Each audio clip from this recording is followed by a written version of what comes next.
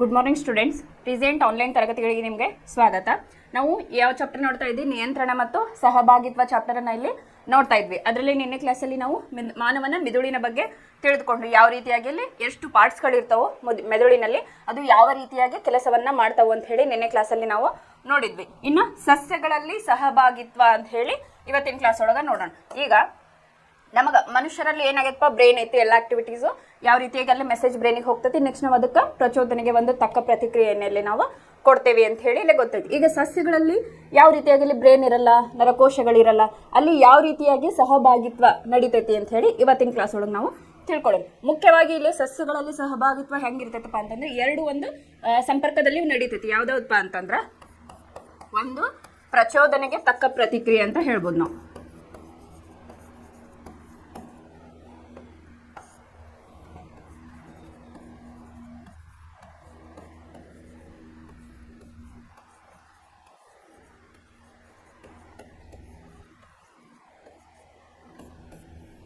ಮೊದಲನೇದಾಗಿ ಇದು ಪ್ರಚೋದನೆಗೆ ತಕ್ಕ ಪ್ರತಿಕ್ರಿಯೆ.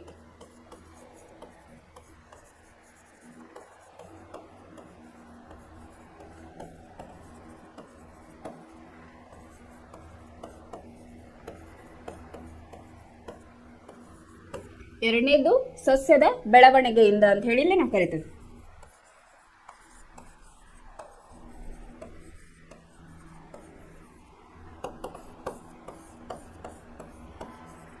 ಇಲ್ಲೇ ಮೊದಲನೇದಾಗಿ ಪ್ರಚೋದನೆಗೆ ತಕ್ಕ ಪ್ರತಿಕ್ರಿಯೆ ಒಂದು ಅಲ್ಲಿ ಎರಡು ರೀತಿಯಾಗಿ ನಾವಿಲ್ಲೇ ಇಲ್ಲೇ ಸಹಭಾಗಿತ್ವವನ್ನು ಇಲ್ಲೇ ನೋಡ್ಬೋದು. ಯಾವ ರೀತಿಯಾಗಿ ಅಂದರೆ ಪ್ರಚೋದನೆಗೆ ತನ್ನ ಒಂದು ತಕ್ಕ ಪ್ರತಿಕ್ರಿಯೆಯನ್ನು ನೀಡ್ತತಿ ಸಸ್ಯ. ಇನ್ನೊಂದು ಸಸ್ಯದ ಬೆಳವಣಿಗೆಯಿಂದ ಅಂತ ಹೇಳಿ ಇಲ್ಲಿ ಹೇಳ್ಬೋದು. ಇಲ್ಲೇ ಸಸ್ಯದ ಬೆಳವಣಿಗೆ ಅಂತಂದ್ರೆ ಅದು ಉದ್ದಾಗಿರ್ಬೋದು, ಅಡ್ಡ ಬೆಳಿತಿರ್ಬೋದು, ಈ ರೀತಿಯಾಗಿ ಪರಾಗರೇಣುಗಳು ಅಂತ ಹೇಳಿ ನಾವು ಕರಿತೀವಲ್ಲ, ರಾಸಾಯನಿಕ ಕ್ರಿಯೆಗಳಿಂದ ಅಲ್ಲಿ ಅದ್ರ ಮೂಲಕನೂ ಇಲ್ಲೇ ಸಸ್ಯದ ಬೆಳವಣಿಗೆಯಿಂದ ಅಂತ ಹೇಳಿ ನಾವಿಲ್ಲೇ ಹೇಳ್ಬೋದು. ಈಗ ಮೊದಲನೇದಾಗಿ ನಾವು ಯಾವ್ದು ನೋಡೋಣಪ್ಪ ಅಂತಂದ್ರೆ ಪ್ರಚೋದನೆಗೆ ತಕ್ಕ ಪ್ರತಿಕ್ರಿಯೆಯಿಂದ ಯಾವ ರೀತಿಯಾಗಿ ಸಸ್ಯದಲ್ಲಿ ಆಗ್ತತಿ ಅಂತ ಹೇಳಿ ಇಲ್ಲೇ ನೋಡೋಣ.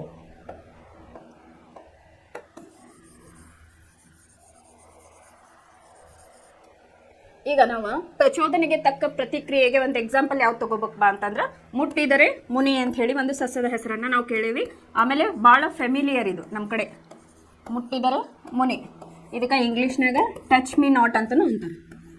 ಟಚ್ ಮಿ ನಾಟ್ ಪ್ಲ್ಯಾಂಟ್ ಅಂತ ಹೇಳಿ ಇದಕ್ಕೆ ಸೈಂಟಿಫಿಕ್ ನೇಮ್ ಹೇಳ ಮಿಮೋಸಾ ಪುಡಿಕಾ ಅಂತ ಹೇಳಿನೂ ಕರೀತಾರೆ. ಸೈಂಟಿಫಿಕ್ ನೇಮ್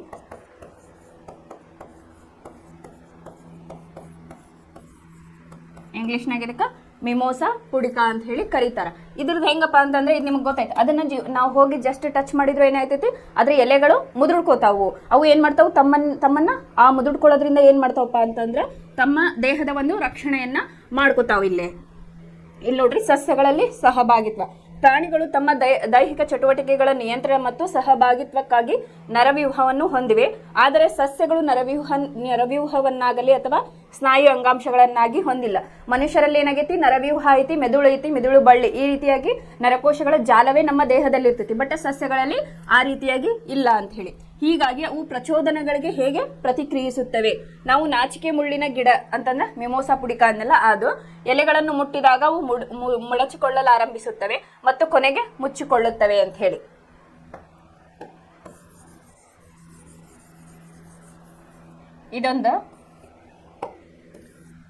ಇದೊಂದೀಗ ಮುಟ್ಟಿದರೆ ಮುನಿ ಒಂದು ಎಲೆ ಅಂತ ತಿಳ್ಕೊಳ್ಳೋಣ. ಇಲ್ಲಿ ಏನಾಗಿರ್ತಾವಪ್ಪ ಅಂತಂದ್ರೆ ಇಲ್ಲಿ ಸಾವಿರಾರು ಜೀವ ಸೆಲ್ಸ್ ಇರ್ತಾವೆ. ಇಲ್ಲಿ ಏನಾಗ್ತದಪ್ಪ ಅಂತಂದ್ರೆ ಯಾರ ಬಂದು ಇಲ್ಲಿ ಅಟ್ಯಾಕ್ ಮಾಡ್ತಾವ ಅಥವಾ ಟಚ್ ಮಾಡ್ತಾವ ಅಂದ್ರೆ ಏನ್ ಮಾಡ್ತತಿ, ಇಲ್ಲೇ ಎಲೆ ಒಳಗಿನ ನೀರ್ ಏನಿರ್ತೈತಲ್ಲ, ಇದ್ರೊಳಗ ಈ ಜೀವಕೋಶಗಳೆಲ್ಲ ನೀರ್ ಏನ್ ಮಾಡ್ತತಿ, ಇದು ಕಾಂಡದ ಕಡೆಗೆ ಇದು ಚಲಿಸ್ತತಿ. ಅಷ್ಟು ಫಸ್ಟ್ ಏನ್ ಮಾಡ್ತತಿ, ವನ್ಯಜೀವಕೋಶ ಏನ್ ಮಾಡ್ತತಿ, ವನ್ಯ ಸೆಲ್ ಏನ್ ಮಾಡ್ತತಿ ಅಂತಂದ್ರ ಅದ್ರಲ್ಲಿ ಇರ್ತಕ್ಕಂಥ ನೀರನ್ನ ಏನ್ ಮಾಡ್ತತಿ, ಇಲ್ಲೇ ಕಾಂಡದ ಕಡೆ ಅದು ಕಳಿಸ್ತತಿ. ಅದೇ ರೀತಿಯಾಗಿ ಏನ್ ಮಾಡ್ತತಿ, ಇನ್ನೊಂದು ಸೆಲ್ ಏನ್ ಮಾಡ್ತತಿ, ಕಾಂಡದ ಕಡೆ ಅದು ನೀರನ್ನ ಚಲಿಸ್ತತಿ. ಅವಾಗ ನೀರಿನ ಅಂಶ ಕಡಿಮೆ ಆದಾಗ ಏನಾಗ್ಬಿಡ್ತಪ್ಪ ಅಂತಂದ್ರ ಈ ಸಸ್ಯಗಳು ಮುದುಡ್ಕೊಳಕ ಆರಂಭಿಸ್ತಾವ. ಅವಾಗ ಏನಾಗ್ತೈತಿ, ಇದು ಫ್ಲಾಟ್ ಲೈಕ್ ಸ್ಟ್ರಕ್ಚರ್ಸ್ ಆಗಿ ಏನಾಗ್ಬಿಡ್ತತಿ, ಇದು ಎಲೆ ಮುದುಡಿ ಬಿಡ್ತತಿ. ಆಮೇಲೆ ಏನ್ ಮಾಡ್ತತಿ, ಅದು ಸ್ವಲ್ಪ ಹೊತ್ತು ಹೋಗ್ತಾವಲ್ಲ ನಾವೀಗ, ಅದಕ್ಕೆ ಯಾವಾಗ ಸೇಫ್ ಅನಿಸತ್ತಲ್ಲ ಅವಾಗ ಏನ್ ಮಾಡ್ತೈತಿ, ಈ ನೀರಿನ ಅಂಶ ಕಾಂಡದಿಂದ ಎಲ್ಲ ಜೀವಕೋಶಗಳಿಗೆ ಮತ್ತೆ ಹೋಗ್ತತಿ. ಅವಾಗ ಏನ್ ಮಾಡ್ತೈತಿ, ಎಲೆ ಮತ್ತೆ ಓಪನ್ ಆಗ್ತತಿ. ಇದು ನಾವು ರೆಗ್ಯುಲರ್ ಆಗಿ ನಮ್ಮ ಮನೆ ಹತ್ರ ಬೆಳೆದಿರ್ತೈತಲ್ಲ, ಈ ಹಳ್ಳಿ ಒಳಗೆ ಜಾಸ್ತಿ ಇದು ಮುಟ್ಟಿದ್ರೆ ಮುನಿ ಅಂತ ಹೇಳಿ ಅದನ್ನ ನೋಡ್ಬೋದು. ನಾವು ಜಸ್ಟ್ ಟಚ್ ಮಾಡಿದ್ರೆ ಏನಾಗ್ಬಿಡ್ತೈತಿ, ಮುದುರ್ಕೊಂಡ್ಬಿಡ್ತೈತಿ ಫ್ರಾಕ್ಷನ್ ಆಫ್ ಸೆಕೆಂಡ್ಸ್ ಒಳಗೆ. ಹೆಂಗಂತಂದ್ರೆ ಅದ್ರ ಒಳಗಿರ್ತಕ್ಕಂಥ ನೀರನ್ನ ಏನು ಮಾಡ್ಬಿಡ್ತೈತಿ, ಕಾಂಡದ ಕಡೆ ಅಷ್ಟು ಕಳಿಸ್ಬಿಡ್ತೈತಿ. ಎಲ್ಲ ಜೀವಕೋಶಗಳು ಏನು ಮಾಡ್ಬಿಡ್ತಾವೆ, ಕಾಂಡದ ಕಡೆ ಕಳಿಸ್ಬಿಡ್ತಾವೆ. ಅವಾಗ ಏನಾಗ್ತೈತಿ, ಮುದುಡ್ತೈತಿ. ಯಾವಾಗ ಅದು ನಾವು ಅದಕ್ಕೆ ಸೇಫ್ ಅನಿಸ್ತೈತಲ್ಲ, ಅವಾಗ ಏನು ಮಾಡ್ತೈತಿ, ಅದು ಮತ್ತೆ ಸ್ವಲ್ಪ ಹೊತ್ತು ಬಿಟ್ಟು ಓಪನ್ ಆಗ್ತೈತಿ ಎಲೆ. ಅವಾಗ ಕಾಂಡದಿಂದ ನೀರೇನು ಏನು ಮಾಡ್ತೈತಿ, ಇಲ್ಲೇ ಮತ್ತು ಎಲ್ಲ ಜೀವಕೋಶಗಳಿಗೆ ಇಲ್ಲೇ ಹೋಗ್ತಾ ಇರ್ತೈತಿ. ಇದು ಹೆಂಗ್ ಮಾಡ್ತೈತಿ, ತನ್ನನ್ನ ರಕ್ಷಣೆಯನ್ನ ಈ ರೀತಿಯಾಗಿ ಮಾಡ್ಕೋತೈತಿ. ಯಾವ ರೀತಿಯಾಗಿ, ಪ್ರಚೋದನೆಗೆ ತಕ್ಕ ಪ್ರತಿಕ್ರಿಯೆ ಮೂಲಕ. ಇನ್ನೊಂದು ಹೂಜಿ ಗಿಡ ಅಂತ ಹೇಳಿ ಬರ್ತೈತಿ.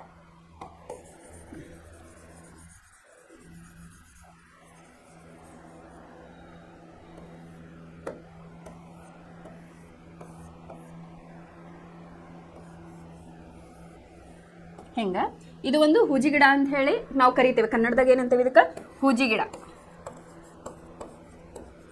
ಇಲ್ಲಿ ಏನಿರ್ತತ್ವ ಅಂತಂದ್ರೆ, ಇಲ್ಲಿ ಇದು ಅಂತೇವಲ್ಲ ಪರಾಗ ರೇಣುಗಳು ಅಂತೇವಲ್ಲ, ಅದು ಇಲ್ಲೇ ಇರ್ತೈತಿ. ಅವಾಗ ಏನ್ ಮಾಡ್ತೈತಿ, ಸಣ್ಣ ಜೀವಿಗಳು ಅಥವಾ ಜೀವಿಗಳು ಬಂದ್ ಏನ್ ಮಾಡ್ತೈತಿ, ಇದನ್ನ ತಗೊಳಕ್ ಅಂತ ಹೇಳಿ ಬರ್ತಾವ. ಇಲ್ಲೇನಿರ್ತೈತಿ, ಪರಾಗ ರೇಣುಗಳು ಅಂತ ಹೇಳಿ ಇರ್ತಾವ. ಅದು ಏನ್ ಮಾಡ್ತಪ್ಪ ಅಂತಂದ್ರ, ಸಾರಿ, ಇಲ್ಲಿ ಏನಾಗಿರ್ತೈತಪ್ಪ ಅಂತಂದ್ರ, ಇಲ್ಲಿ ಮಕರಂದ ಇರ್ತೈತಿ.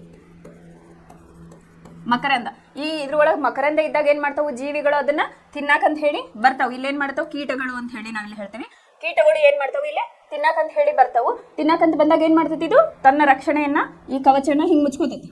ಇದೇನಿರ್ತೈತಲ್ಲ ಹಿಂಗ ಕ್ಲೋಸ್ ಮಾಡ್ಬಿಡ್ತೈತಿ. ಅವಾಗ ಏನಾಗ್ತೈತಿ, ಈ ಕೀಟಗಳು ಇಲ್ಲೇ ಉಳಿತೈತಿ. ಆಮೇಲೆ ಏನಾಗ್ತೈತಿ, ಈ ಕೀಟಗಳಲ್ಲಿ ಇರ್ತೈತಲ್ಲ ಒಳ್ಳೆ ಆಹಾರ, ಬೆಳವಣಿಗೆಯನ್ನ, ಇದ್ರೊಳಗೇನು ಆಹಾರ ಇರ್ತೈತಲ್ಲ ಅದನ್ನ ತಗೊಂಡು ಈ ಸಸ್ಯ ಬೆಳೆಯಲು ಆರಂಭನೆ ಮಾಡ್ತೈತಿ ಅಂತ ಹೇಳಿ. ಇದಕ್ಕೆ ಹೂಜಿ ಗಿಡ. ಇದಕ್ಕೆ ಇನ್ನೊಂದೇನು ಹೆಸರು ಅಂತಾರಪ್ಪ, ಈ ತರ ಸಸ್ಯಗಳಿಗೆ ಕೀಟ ಭಕ್ಷಕಗಳು ಅಂತ ಹೇಳಿನೂ ಕರೀತಾರೆ.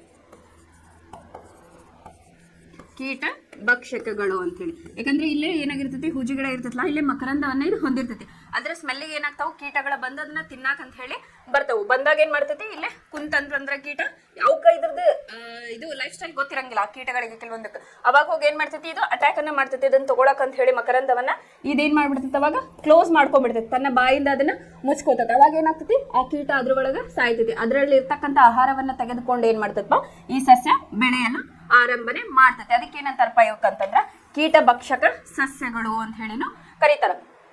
ಈಗ ನೀವು ಇದ್ರ ಟಿವಿ ಒಳಗೆಲ್ಲ ನೋಡಿರ್ಬೋದು, ಅಮೆಝಾನ್ ಕಾರ್ಡ್ ಈ ತರ ಎಲ್ಲ ನೋಡಿದಾಗ ನೀವು ಕೆಲವೊಂದನ್ನ ತೋರಿಸ್ತಾರೆ. ಈ ತರ ಹಿಂಗಿರ್ತೈತಿ, ಅದೇನ್ ಮಾಡ್ತೈತಿ, ಯಾರು ಬಂತಂದ್ರ ಅಥವಾ ಅದಕ್ಕೆ ಏನಾರ ಅಪಾಯ ಐತಿ ಅಂದಾಗ ಅಥವಾ ಯಾರು ಬಂದ್ ಅದಕ್ಕೆ ಟಚ್ ಮಾಡಿದಾಗ ಏನ್ ಮಾಡ್ತೈತಿ, ಈ ರೀತಿಯಾಗಿ ತನ್ನ ಜೀವನ ರಕ್ಷಣೆ ಮಾಡ್ಕೊಳಕದು ಕ್ಲೋಸ್ ಮಾಡ್ಕೊಂಡ್ಬಿಡ್ತೈತಿ. ಆ ಕೀಟವನ್ನ ತನ್ನೊಳಗ ತೆಗೆದುಕೊಂಡು ಬಿಡ್ತೈತಿ. ಅದಕ್ಕೆ ನಾವ್ ಏನಂತೀವಿ, ಕೀಟ ಭಕ್ಷಕ ಸಸ್ಯಗಳು. ಈ ರೀತಿಯಾಗಿ ಇಂಥ ಸಸ್ಯಗಳೇ ನಮ್ಗ ಇವು ಕೀಟ ಭಕ್ಷಕಗಳು ಯೂಸಲಿ ಇಲ್ಲಿ ಕಂಡು ಬರೋದಿಲ್ಲ. ಇವೆಲ್ಲ ದೊಡ್ಡ ದೊಡ್ಡ ಕಾಡುಗಳಲ್ಲಿ ಕಂಡು ಬರ್ತಾವು ಅಂತ ಹೇಳಿ ನಾವಿಲ್ಲಿ ಕರಿಬಹುದು.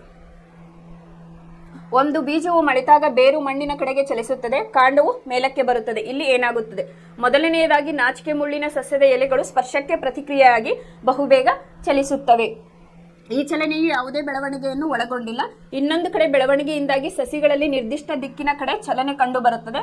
ಒಂದು ವೇಳೆ ಬೆಳವಣಿಗೆ ಹೊಂದದಂತೆ ಇದನ್ನು ತಡೆದಿದ್ದರೆ ಯಾವುದೇ ರೀತಿಯ ಚಲನೆ ಕಂಡು ಬರುವುದಿಲ್ಲ ಅಂತ ಹೇಳಿದ್ದಾರೆ. ಅಂದ್ರೆ ಈಗ ನಾವೇನ್ ಮಾಡಿದ್ವಿ, ಫಸ್ಟಿಗೆ ಪ್ರಚೋದನೆಗೆ ತಕ್ಕ ಪ್ರತಿಕ್ರಿಯೆ ಯಾವ ರೀತಿಯಾಗಿ ಇರ್ತೈತಿ ಸಸ್ಯಗಳಲ್ಲಿ ಒಂದ್ ಟೈಪ್ ನೋಡಿದ್ವಿ ನಾವು. ಅಲ್ಲಿ ಆ ರೀತಿಯಾಗಿ ನಿಯಂತ್ರಣ ಮತ್ತು ಸಹಭಾಗಿತ್ವ ಆಗ್ತೈತಿ ಅಂತ ಹೇಳಿ. ಈಗ ಇನ್ನೊಂದು ಅನುವರ್ತನೆ ಅಂತ ಹೇಳಿ ಬರ್ತೈತಿ. ಅಂದ್ರೆ ಸಸ್ಯದ ಬೆಳವಣಿಗೆಯಿಂದ ಯಾವ ರೀತಿಯಾಗಿ ಇಲ್ಲಿ ನಿಯಂತ್ರಣ ಮತ್ತು ಸಹಭಾಗಿತ್ವ ಅಥವಾ ಸಸ್ಯಗಳಲ್ಲಿ ಯಾವ ರೀತಿಯಾಗಿ ಆಗ್ತೈತಿ ಅಂತ ಹೇಳಿ ನಾವಿಲ್ಲಿ ಕರಿತೇವೆ. ಅದನ್ನ ಈಗ ನೆಕ್ಸ್ಟ್ ನೋಡು. ಇಲ್ಲ, ಆದ್ದರಿಂದ ಸಸ್ಯಗಳು ಎರಡು ವಿಭಿನ್ನ ರೀತಿಯ ಚಲನೆಗಳನ್ನು ತೋರಿಸುತ್ತವೆ. ಒಂದು ಬೆಳವಣಿಗೆಯನ್ನು ಆಧರಿಸಿದ ಚಲನೆ, ಇನ್ನೊಂದು ಸ್ವತಂತ್ರ ಚಲನೆ. ಎರಡು ರೀತಿಯ ಚಲನೆ ಯಾವ್ಯಾವಪ್ಪ ಅಂತಂದ್ರೆ, ಒಂದು ಬೆಳವಣಿಗೆಯನ್ನ ಆಧರಿಸತಿ ಮತ್ತು ಇನ್ನೊಂದು ಸ್ವತಂತ್ರ ಚಲನೆಯನ್ನ ಇಲ್ಲಿ ಹೊಂದೈತಿ ಅಂತ ಹೇಳಿ. ಇನ್ನು ಪ್ರಚೋದನೆಗೆ ತಕ್ಷಣದ ಪ್ರತಿಕ್ರಿಯೆ ಬಗ್ಗೆ ಈಗಾಗಲೇ ಹೇಳಿದೆ. ಟೆಕ್ಸ್ಟ್ ಬುಕ್ ಒಳಗೆ ಏನೈತಿ ನೋಡೋಣ. ನಾವು ಮುಟ್ಟಿದರೆ ಮುನಿ ಸಸ್ಯದಲ್ಲಾಗುವ ಮೊದಲ ರೀತಿಯ ಚಲನೆಯ ಬಗ್ಗೆ ಯೋಚಿಸೋಣ. ಯಾವುದೇ ರೀತಿಯ ಬೆಳವಣಿಗೆ ಇಲ್ಲದಿರುವುದರಿಂದ ಸಸ್ಯವು ಸ್ಪರ್ಶಕ್ಕೆ ಪ್ರತಿಕ್ರಿಯೆಯಾಗಿ ತನ್ನ ಎಲೆಗಳನ್ನು ಚಲಿಸಬೇಕು. ಆದರೆ ಇಲ್ಲಿ ಯಾವುದೇ ನರ ಅಂಗಾಂಶವಾಗಲಿ ಸ್ನಾಯು ಅಂಗಾಂಶವಾಗಲಿ ಇಲ್ಲ. ಸಸ್ಯವು ಸ್ಪರ್ಶವನ್ನು ಹೇಗೆ ಗುರುತಿಸುತ್ತದೆ ಮತ್ತು ಅದಕ್ಕೆ ಪ್ರತಿಕ್ರಿಯೆಯಾಗಿ ಎಲೆಗಳು ಹೇಗೆ ಚಲಿಸುತ್ತವೆ ಅಂತ ಹೇಳಿದಾರೆ. ಅಂದ್ರೆ ಅದನ್ನ ಮುಟ್ಟಿದಾಗ ಅಲ್ಲಿ ಇಲ್ಲೇನಾಗಿರ್ತೈತಿ, ನರವ್ಯೂಹ ಇರಲ್ಲ, ಆದ್ರೂ ಹೆಂಗ್ ಮಾಡ್ತಾವ್, ರಿಯಾಕ್ಟ್ ಅನ್ನ ಮಾಡ್ತಾವ್. ಇದು ಸಸ್ಯಗಳಲ್ಲಿನ ಒಂದು ವಿಶೇಷತೆ ಅಂತ ಹೇಳಿ ನಾವಿಲ್ಲಿ ಕರಿತೇವೆ. ಸಸ್ಯದ ಯಾವ ಭಾಗವು ನಿಖರವಾಗಿ ಸ್ಪರ್ಶಿಸಲ್ಪಟ್ಟಿದೆ ಮತ್ತು ಸಸ್ಯದ ಯಾವ ಭಾಗವು ನಿಜವಾಗಿ ಚಲಿಸಿದೆ ಎಂಬುದನ್ನು ಯೋಚಿಸಿದರೆ ಸ್ಪರ್ಶಕ್ಕೆ ಒಳಗಾದ ಬಿಂದುವಿಗಿಂತ ವಿಭಿನ್ನವಾದ ಬಿಂದುವಿನಲ್ಲಿ ಚಲನೆ ಉಂಟಾಗಿರುವುದು ಸ್ಪಷ್ಟವಾಗುತ್ತದೆ. ಇಲ್ಲೇನಪ್ಪಾ ಅಂತಂದ್ರೆ, ಹೋಗಿ ನಾವು ಟಚ್ ಮಾಡಿದ್ವಿ ಅಂದ್ರೆ ಆ ಎಲೆನ, ಒಂದು ಎಲೆ ನಾವು ಜಸ್ಟ್ ಇದಕ್ಕೆ ಟಚ್ ಮಾಡಿದ್ರೆ ಏನಾಗ್ತೈತಿ ಎಲ್ಲ ಎಲೆಗಳು ಸಾಲ್ಕ ಏನ್ ಮಾಡ್ತಾವೆ ಮುಚ್ಕೋತಾ ಹೋಗ್ತವೆ. ಹೋಗಿ ಏನ್ ಮಾಡ್ತಾವೆ ಅದು ಎಲೆ ಏನಾಗ್ತೈತಿ ಫ್ಲಾಟ್ ಆಗ್ತೈತಿ. ಈ ಎಲೆ ಇಲ್ಲೇ ತೋರಿಸಿದ ಇದು ಓಪನ್ ಇದ್ದಿದ್ದು, ಇದನ್ನ ಟಚ್ ಮಾಡಿದಾಗ ಏನಾಗ್ತೈತಿ ಈ ರೀತಿಯಾಗಿ ಫ್ಲಾಟ್ ಆಗ್ತೈತಿ. ಮತ್ತೆ ಸರ್ಟನ್ ಟೈಮ್ ಆಗಲಿ ಆಸ್ ಇಟ್ ಈಸ್ ಈ ರೀತಿಯಾಗಿ ಅದು ಓಪನ್ ಆಗ್ತೈತಿ ಅಂತ ಹೇಳಿ. ಸಸ್ಯಗಳು ಕೂಡ ಈ ಮಾಹಿತಿಯನ್ನು ಜೀವಕೋಶದಿಂದ ಜೀವಕೋಶಕ್ಕೆ ತಲುಪಿಸಲು ವಿದ್ಯುತ್ ರಾಸಾಯನಿಕ ವಿಧಾನವನ್ನ ಬಳಸುತ್ತವೆ. ಇದಕ್ಕೂ ಬೇಕಲ್ಲ ಒಂದು ವಿದ್ಯುತ್ ರಾಸಾಯನಿಕಗಳು ಇರ್ತಾವೆ. ಈ ಸಸ್ಯಗಳೊಳಗೆ ಏನಾಗಿರ್ತಾವ, ಒಂದು ಜೀವಕೋಶ ಏನ್ ಮಾಡ್ತೈತಿ ತನ್ನಲ್ಲಿರೋ ನೀರನ್ನ ಕಾಂಡ ಕೊಡ್ತೈತಿ. ಅದೇ ರೀತಿಯಾಗಿ ಉಳಿದಿದ್ವಿ ಎಷ್ಟೋ ಜೀವಕೋಶಗಳು ಇರ್ತಾವಲ್ಲ ಎಲೆ ಒಳಗೆ, ಅದು ಕೂಡ ಏನ್ ಮಾಡ್ತದಪ್ಪ ಅಂತಂದ್ರೆ ಕಾಂಡದ ಕಡೆ ನೀರನ್ನ ಚಲಿಸ್ತತಿ. ಅವಾಗ ಏನ್ ಮಾಡ್ತದೆ ಅದು ಎಲೆ ಮುದುಡ್ಕೊಳ್ಳಿಕ್ಕೆ ಇಲ್ಲಿ ಸ್ಟಾರ್ಟ್ ಆಗ್ತತಿ ಅಂತ ಹೇಳಿ. ಕೆಲವು ಜೀವಕೋಶಗಳು ಚಲನೆ ಸಾಧ್ಯವಾಗಲು ತಮ್ಮ ಆಕಾರವನ್ನು ಬದಲಿಸಬೇಕಾಗುತ್ತದೆ. ಪ್ರಾಣಿಗಳ ಸ್ನಾಯುಕೋಶಗಳಲ್ಲಿ ಕಂಡುಬರುವ ವಿಶಿಷ್ಟ ಪ್ರೋಟೀನ್ಗಳ ಬದಲಾಗಿ ಸಸ್ಯ ಜೀವಕೋಶಗಳು ತಮ್ಮೊಳಗಿನ ನೀರಿನ ಪ್ರಮಾಣವನ್ನು ಬದಲಾಯಿಸಿ ತಮ್ಮ ಆಕಾರವನ್ನು ಬದಲಿಸುತ್ತವೆ. ಇದರ ಪರಿಣಾಮವಾಗಿ ಅವು ಉಬ್ಬುವ ಅಥವಾ ಮುದುಡುವ ಮೂಲಕ ತಮ್ಮ ಆಕಾರವನ್ನು ಬದಲಿಸುತ್ತವೆ. ಇಲ್ಲಿ ರಾಸಾಯನಿಕ ಅಂತಂದ್ರೆ ಏನಪ್ಪಾ, ತನ್ನಲ್ಲಿರೋ ನೀರನ್ನ ಏನ್ ಮಾಡ್ತದೆ ಅದು ಕಾಂಡದ ಕಡೆ ಕಳಿಸ್ತಾ ಇರ್ತೈತಿ. ನನಗೀಗ ಅಪಾಯ ಐತಿ, ನನ್ನನ್ನು ಟಚ್ ಮಾಡಿದಾರೆ, ನೀರನ್ನ ನಾ ಚಲಿಸ್ಬೇಕು ಅಂತ ಹೇಳಿ ಒಂದು ಜೀವಕೋಶ ಹೋಗ್ತತಿ. ಅವಾಗ ಏನ್ ಮಾಡ್ತೈತಿ ಉಳಿದಿದ್ದ ಜೀವಕೋಶಗಳು ಏನ್ ಮಾಡ್ತಾವಪ್ಪ ಅದ್ರ ಹಿಂದಿಂದ ಹೋಗಕ್ ಸ್ಟಾರ್ಟ್ ಮಾಡ್ತೈತಿ. ಅವಾಗ ಏನ್ ಮಾಡ್ತೈತಿ ಇಲ್ಲೇ ತನ್ನ ರಕ್ಷಣೆಯನ್ನ ಮಾಡ್ಕೋತೈತಿ. ಇನ್ನ ಎರಡನೇದು ಯಾವ್ದಪ್ಪ ಅಂತಂದ್ರೆ ಬೆಳವಣಿಗೆಯಿಂದ ಉಂಟಾಗುವ ಚಲನೆ.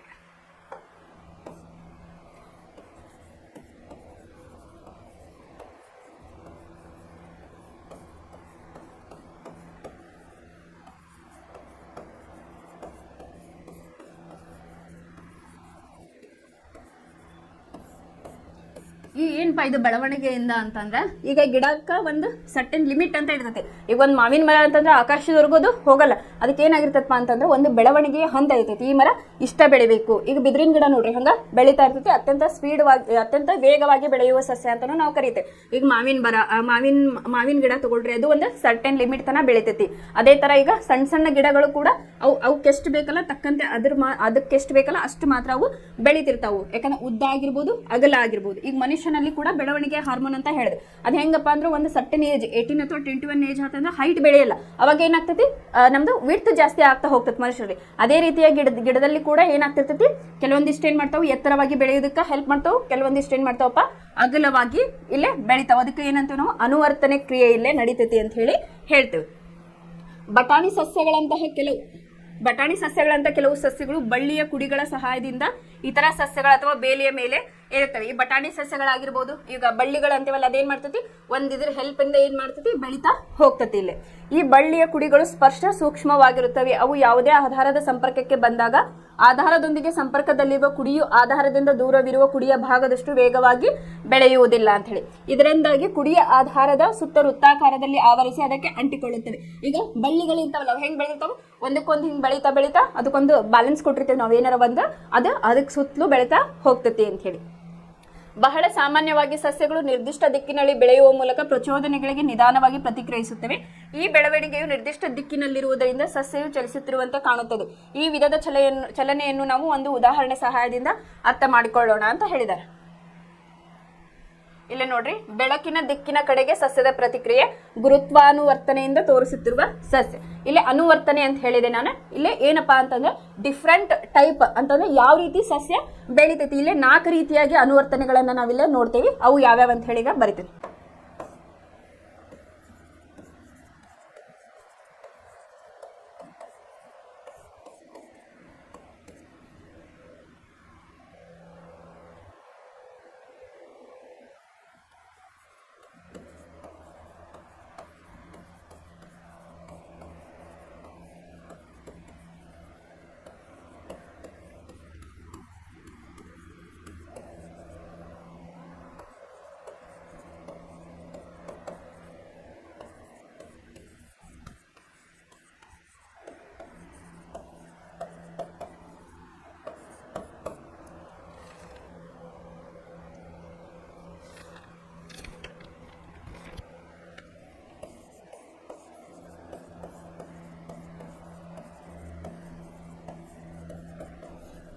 ಇಲ್ಲಿ ಅನುವರ್ತನೆ 4 ರೀತಿಯಲ್ಲಿ ಆಗ್ತತಿ. ಹೆಂಗಪ್ಪ ಅಂತಂದ್ರೆ ಒಂದು ಸಸ್ಯ ಉದ್ದ ಆಗ್ಬೋದು, ಅಡ್ಡ ಆಗ್ಬೋದು, ಆಮೇಲೆ ಆಳವಾಗಿ ಬೆಳಿಬಹುದು. ಇನ್ನೊಂದು ಆಕರ್ಷಣೆ ಕಡೆ ಅಥವಾ ರಾಸಾಯನಿಕಗಳ ಬದಲಾವಣೆ, ಅಂಡಾಣುಗಳು ಪರಾಗ ರೇಣುಗಳನ್ನ ಹೆಂಗ್ ಅಟ್ರಾಕ್ಟ್ ಮಾಡ್ತಾವಲ್ಲ ಅದಕ್ಕೆ ನಾವು ರಾಸಾಯನಿಕ ವರ್ತನೆ ಅಂತ ಕರಿತೀವಿ.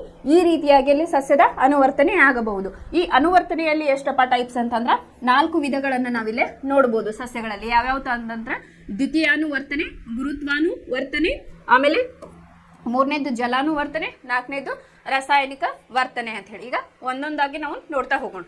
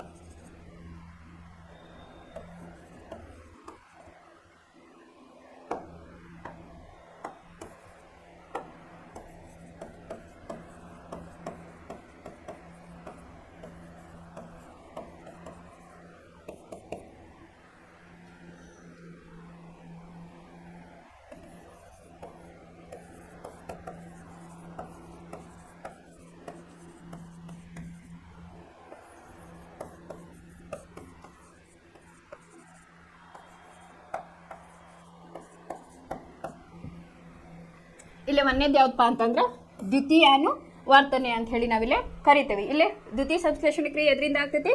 ಸೂರ್ಯನ ಬೆಳಕಿನಿಂದ ಆಗ್ತೈತಿ, ಆಮೇಲೆ ಪತ್ರ ಹರಿತದಿಂದ ಆಗ್ತೈತಿ ಅಂತ ಹೇಳಿ ನಾವು ಹಿಂದಿನ ಕ್ಲಾಸಸ್ ಒಳಗ ನೋಡಿದ್ವಿ. ಇಲ್ಲಿ ಏನಾಗ್ತಪ್ಪ ಅಂತಂದ್ರೆ ದ್ವಿತೀಯಾನುವರ್ತನೆ ಬೆಳಕಿನ ಕಡೆಗೆ ತನ್ನ ಅನುವರ್ತನೆಯನ್ನ, ತನ್ನ ಚಲನೆಯನ್ನ ಇಲ್ಲೇ ತೋರಿಸ್ತಾ ಇರ್ತೈತೆ. ಅದಕ್ಕೆ ಏನಂತೇವಪ್ಪ ಅಂತಂದ್ರೆ ನಾವು ದ್ವಿತೀಯಾನುವರ್ತನೆ ಅಂತ ಹೇಳಿ ಕರಿತೇವೆ.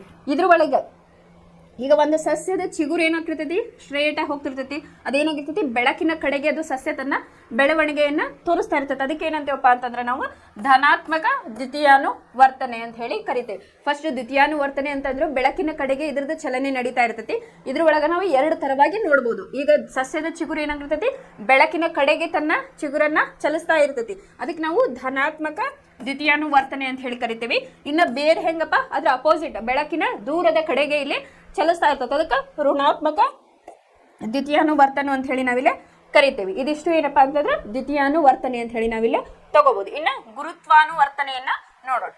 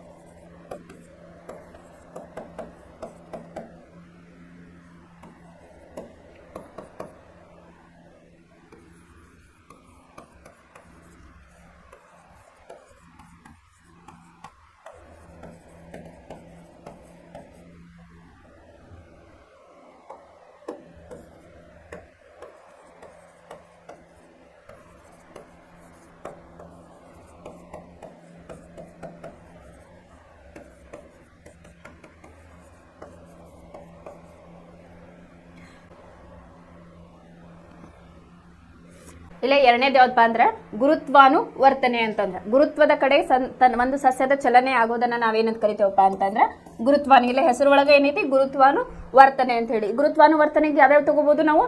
ಹಣ್ಣನ್ನ ತಗೋಬಹುದು ಮತ್ತು ಬೇರನ್ನ ಕೂಡ ಇಲ್ಲೇ ತಗೋಬಹುದು. ಎಕ್ಸಾಂಪಲ್, ಈಗ ಬೇರೆ ಹೆಂಗೆ ಇರ್ತಾವ?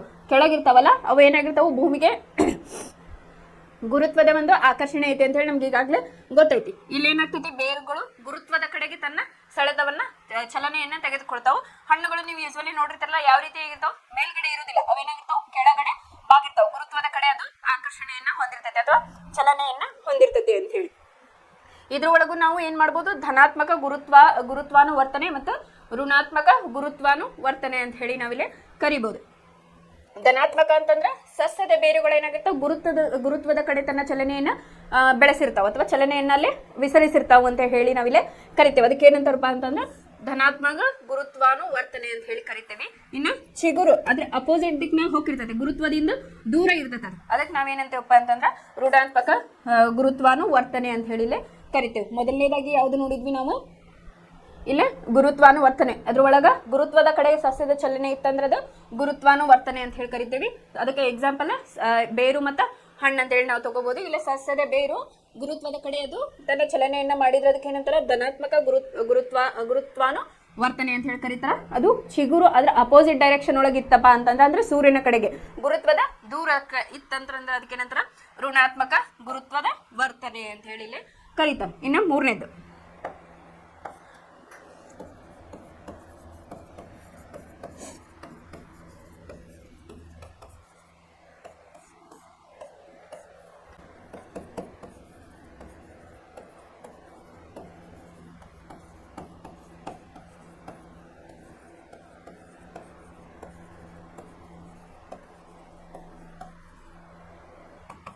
ಇಲ್ಲಿ ಮೂರನೇದು ಯಾವ್ದು ಜಲಾನುವರ್ತನೆ ಅಂತ ಹೇಳಿ ಕರಿತೇವೆ ನಾವು. ಇಲ್ಲಿ ಸಸ್ಯದ ಬೇರುಗಳು ಏನ್ ಮಾಡಿರ್ತಾವಪ್ಪ ಅಂದ್ರೆ ನೀರಿನ ಕಡೆ ತನ್ನ ಚಲನೆಯನ್ನು, ಜಲಾನು ಅಂತಂದ್ರೆ ಏನಿಲ್ಲ ಇಲ್ಲಿ ನೀರು, ಇಲ್ಲಿ ಸಸ್ಯದ ಬೇರುಗಳು ಏನಾಗಿರ್ತಾವಪ್ಪ ಅಂದ್ರೆ ನೀರಿನ ಕಡೆ ಇಲ್ಲಿ ಚಲನೆಯನ್ನ ಮಾಡ್ತಿರ್ತಾವೆ. ಇದ್ರೊಳಗೆ ನೀವು ಧನಾತ್ಮಕ ಮತ್ತೆ ಋಣಾತ್ಮಕ ಅಂತ ಹೇಳಿ ತಗೋಬಹುದು. ನೀರಿನ ಕಡೆ ಅಟ್ರಾಕ್ಟ್ ಇತ್ತ ಆ ಕಡೆ ಚಲನೆ ಇತ್ತಂದ್ರೆ ಧನಾತ್ಮಕ ಜಲಾನುವರ್ತನೆ, ಅದರ ದೂರ ನೀರಿಗೆ ದೂರ ಇತ್ತಂದ್ರೆ ಏನ್ ತಗೋಬಹುದು ನೀವು ಋಣಾತ್ಮಕ ಜಲಾನುವರ್ತನೆ ಅಂತ ಹೇಳಿ ತಗೋಬಹುದು. ಇನ್ನು ಲಾಸ್ಟ್ ಒನ್ ಯಾವುದು ರಾಸಾಯನಿಕ ವರ್ತನೆ ಅಂತ ಹೇಳಿ ನಾವು ಹೇಳ್ಬೋದು.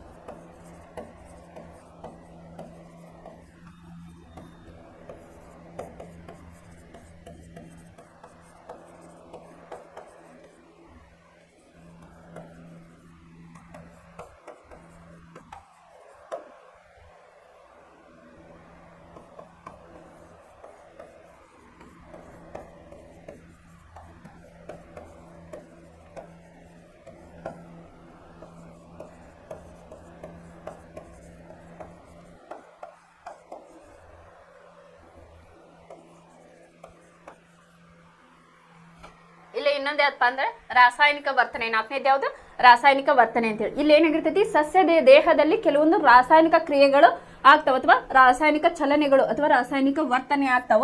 ಅದಕ್ಕೆ ನಾವೇನಂತೇವಪ್ಪ ಅಂತಂದ್ರೆ ರಾಸಾಯನಿಕ ವರ್ತನೆ ಅಂತ ಹೇಳಿ ಕರಿತೇವೆ. ಎಕ್ಸಾಂಪಲ್ ಈಗ ಒಂದು ಸಸ್ಯದೊಳಗೆ ಏನಿರ್ತೈತಿ ಬೀಜ ಆಗಬೇಕು, ಇಲ್ಲಿ ಅಂಡಾಣುಗಳು ಇರ್ತಾವ, ಇಲ್ಲೇ ಅಂಡಾಣುಗಳಿಲ್ಲ ಇರ್ತಾವಲ್ಲ, ಅಂಡಾಣುಗಳ ಕಡೆಗೆ ಏನಾಗ್ತೈತಿ ಪರಾಗ ರೇಣುಗಳು. ಈಗ ಒಂದು ಇಲ್ಲೇ ಏನಾಗಿರ್ತೈತಿ ಪರಾಗ ರೇಣುಗಳು ಇರ್ತಾವ, ಹಿಂಗ ಅದೇನಾಗಿರ್ತೈತಿ ಅಂಡಾಣುಗಳ ಕಡೆಗೆ ಇಲ್ಲೇ ಬರ್ತೈತಿ. ಅದಕ್ಕೂ ಅದು ಒಂದು ರಾಸಾಯನಿಕ ಕ್ರಿಯೆಗೆ ನಾವು ಎಕ್ಸಾಂಪಲ್ ಅಂತ ಹೇಳಿ ಇಲ್ಲಿ ತಗೋಬಹುದು. ಇದು ಒಂದು ರಾಸಾಯನಿಕ ವರ್ತನೆ. ಎಕ್ಸಾಂಪಲ್ ಏನು, ಇಲ್ಲಿ ಸಸ್ಯದ ದೇಹದಲ್ಲಿ ಕೆಲವು ರಾಸಾಯನಿಕ ವರ್ತನೆಗಳು ಅಥವಾ ಬದಲಾವಣೆಗಳು ಆಗ್ತಾವ, ಅದಕ್ಕೆ ಏನಂತೀವಿ ರಾಸಾಯನಿಕ ವರ್ತನೆ ಅಂತ ಹೇಳಿ ನಾವಿಲ್ಲಿ ಕರಿತೀವಿ ಅಂತ ಹೇಳಿ.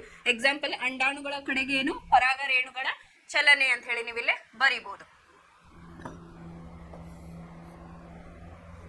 ಇದಿಷ್ಟು ಏನೈತಲ್ಲ ಸಸ್ಯಗಳಲ್ಲಿ ಒಂದು ಯಾವ ರೀತಿಯಾಗಿ ಅನುವರ್ತನೆ ಆಗ್ತೈತಿ. ಫಸ್ಟ್ ಸಹಭಾಗಿತ್ವ ಹೆಂಗಾಗ್ತೈತಪ್ಪ ಅಂತಂದ್ರೆ ಎರಡು ಸಂಪರ್ಕದಲ್ಲಿ ಅಥವಾ ಎರಡು ರೀತಿಯಾಗಿ ಆಗ್ತೈತಿ. ಪ್ರಚೋದನೆಗೆ ತಕ್ಕ ಪ್ರತಿಕ್ರಿಯೆ ಮತ್ತು ಸಸ್ಯದ ಬೆಳವಣಿಗೆ ಅಂತ ಹೇಳಿ ನಾವಿಲ್ಲೇ ಕರೆದ್ವಿ. ಪ್ರಚೋದನೆಗೆ ತಕ್ಕ ಪ್ರತಿಕ್ರಿಯೆ ಅಂದ್ರೆ ಯಾವ್ದಪ್ಪ ಅಂತಂದ್ರೆ ಟಚ್ ಮೀ ನಾಟ್ ಪ್ಲಾಂಟ್ ಅಥವಾ ಮುಟ್ಟಿದರೆ ಮುನಿ ಅಂತ ಹೇಳಿ ಒಂದು ಸಸ್ಯವನ್ನ ನಾವಿಲ್ಲೇ ತೆಗೆದುಕೊಂಡು ನೋಡಿದ್ವಿ. ಇನ್ನು ಸಸ್ಯಗಳಲ್ಲಿ ಬೆಳವಣಿಗೆ ಒಳಗೆ ನಾವೇನ್ ಮಾಡಿದ್ವಿ ಅನುವರ್ತನೆ ಬಗ್ಗೆ ಅಲ್ಲೇ ಕಲಿತ್ವಿ. ಅನುವರ್ತನೆ ಅಂತಂದ್ರೆ ಏನ್ ಇಲ್ಲಿ 4 ರೀತಿಯಾದ ಅಂದ್ರೆ ಇಲ್ಲಿ 4 ವಿಧದ ಅನುವರ್ತನೆಗಳನ್ನ ನೋಡಿದ್ವಿ. ದ್ವಿತೀಯಾನುವರ್ತನೆ ನೋಡಿದ್ವಿ, ಗುರುತ್ವಾನುವರ್ತನೆ ನೋಡಿದ್ವಿ, ಮತ್ತು ರಾಸಾಯನಿಕ ವರ್ತನೆಯನ್ನ ನೋಡಿದ್ವಿ, ಮತ್ತು ಜಲಾನುವರ್ತನೆಯನ್ನ ನೋಡಿದ್ವಿ. ಅಲ್ಲಿ ಯಾವ ರೀತಿಯಾಗಿ ಆಗ್ತತಿ ಅಂತ ಹೇಳಿ ನಾವು ಇಲ್ಲಿವರೆಗೂ ನೋಡಿದ್ವಿ. ಇನ್ನು ವಿದ್ಯುತ್ ಆವೇಶಗಳ ಮಿತಿ ಅಂತ ಹೇಳಿ ಒಂದು ಕಾನ್ಸೆಪ್ಟ್ ಐತೆ, ಅದು ಯಾವ ರೀತಿಯಾಗಿ ಕೆಲಸ ಮಾಡ್ತತಿ ಅಂತ ಹೇಳಿ ಈಗ ನಾವು ನಿನ್ನೆ ಕ್ಲಾಸ್ ಒಳಗೆ ನೋಡಿದ್ವಿ.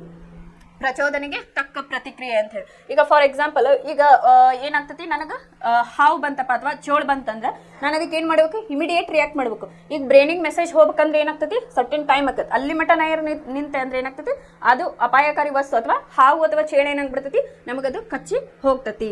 ಅದಕ್ಕೆ ಏನು ಮಾಡ್ತತಿ ಇದು ಅಲ್ಲಿ ವರ್ಕ್ ಆಗಂಗಿಲ್ಲ. ಅವಾಗ ಏನಾಗ್ತತಿ ಈ ಜೀವಕೋಶಗಳು ಏನದಾವಲ್ಲ ಸರ್ಟನ್ ಟೈಮ್ ತಗೋತಾವೆ ಮೆದುಳಿಗೆ ಮೆಸೇಜ್ ಹೋಗಿ ಅವಾಗ ನಮಗೆ ಹೇಳ್ಬೇಕಂತಂದ್ರೆ ನಮಗೆ ಫಾರ್ ಎಕ್ಸಾಂಪಲ್ ಈಗ ಒಂದು ಹಾವನ್ನು ನೋಡಿದ್ವಿ ಅಂತಂದ್ರೆ ಏನ್ ಮಾಡ್ತೀವಿ ನಮ್ಮ ಕಣ್ಣು ಅದನ್ನ ನೋಡ್ತೈತಿ ಆಮೇಲೆ ನಮ್ಮ ಜ್ಞಾನೇಂದ್ರಿಯಗಳಲ್ಲಿ ಹೇಳ್ತಾವ ನಮ್ಗೆ ಇದು ಹಾವು ಇದು ಅಪಾಯಕಾರಿ ಅಂತ ಹೇಳಿ ನಮಗೆ ಸೆನ್ಸ್ ಆಗ್ತೈತಿ ನಾವ್ ಏನ್ ಮಾಡ್ತೇವೆ ಅವಾಗ ಆಟೋಮೆಟಿಕ್ ಏನಾಗ್ತದಪ್ಪ ಅಂತಂದ್ರೆ ನಮ್ಮ ಹಾರ್ಟ್ಗೆ ಒಂದು ಮೆಸೇಜ್ ಹೋಗ್ತೈತಿ ಏನಾಗ್ತೈತಲ್ಲಿ ಇದು ಅಪಾಯಕಾರಿ ವಸ್ತು ನೀನು ಓಡ್ಬೇಕು ಅಂತ ಹೇಳಿ ಅವಾಗ ಏನಾಗ್ತೈತಿ ಹಾರ್ಟಿಗೆ ಮೆಸೇಜ್ ಹೋತಂದ್ರೆ ನಾವು ಓಡಾಕ್ ಸ್ಟಾರ್ಟ್ ಮಾಡ್ತೀವಿ ಓಡಾಕ್ ಸ್ಟಾರ್ಟ್ ಮಾಡಿದಾಗ ಏನಾಗ್ತೈತಿ ನಮ್ಮ ಹಾರ್ಟ್ ಬೀಟ್ ಜಾಸ್ತಿ ಬಡ್ಕೊಳ್ತಾ ಹೋಗ್ತೈತಿ ಅವಾಗ ಹಾರ್ಟ್ ಬೀಟ್ ಜಾಸ್ತಿ ಆದಾಗ ನಾವು ಓಡಾಕ್ ಸ್ಟಾರ್ಟ್ ಮಾಡ್ತೀವಿ ನಮ್ಮ ಜೀವಕೋಶಗಳಲ್ಲೆಲ್ಲ ಏನಾಗ್ತೈತಿ ಬ್ಲಡ್ ಸರ್ಕ್ಯುಲೇಷನ್ ಅಲ್ಲೇ ಜಾಸ್ತಿ ಆಗ್ತಾ ಹೋಗ್ತೈತಿ ಇದು ಎದರಿಂದ ಆಗ್ತೈತಪ್ಪ ಅಂತಂದ್ರೆ ನಮ್ಮ ದೇಹದಲ್ಲಿ ಕೆಲವೊಂದು ಹಾರ್ಮೋನ್ಸ್ಗಳು ರಿಲೀಸ್ ಮಾಡ್ತವೆ ಯಾಕಂತಂದ್ರೆ ಜೀವಕೋಶಗಳು ಈಗ ಪ್ರಚೋದನೆಗೆ ತಕ್ಕ ಪ್ರತಿಕ್ರಿಯೆ ಬಗ್ಗೆ ಕಲಿತ್ವಲ್ಲ ನಾವು ಇದು ಒಂದು ಹಾವು ಬಂದೈತಿ ಅದು ಮೆಸೇಜ್ ಹೋಗ್ಬೇಕಂತಂದ್ರೆ ಮೆದುಳಿಗೆ ಅದು ಸರ್ಟನ್ ಟೈಮ್ ಅನ್ನ ತಗೋತೈತಿ ಅಲ್ಲಿವರೆಗೂ ಅದಕ್ಕೆ ನಮ್ಗೆ ಟೈಮ್ ಇರಂಗಿಲ್ಲ ಯಾಕಂದ್ರೆ ನಾವು ಅದಕ್ಕೆ ರಿಯಾಕ್ಟ್ ಮಾಡಲೇಬೇಕು ಅಂದಾಗ ಮಾತ್ರ ನಾವಲ್ಲೇ ಸೇಫ್ ಇರ್ತೇವೆ ಅವಾಗ ಏನಾಗ್ತದಪ್ಪ ಅಂತಂದ್ರೆ ನಮ್ಮ ದೇಹದಲ್ಲಿ ಸರ್ಟನ್ ಕೆಮಿಕಲ್ಸ್ಗಳು ಇಲ್ಲಿ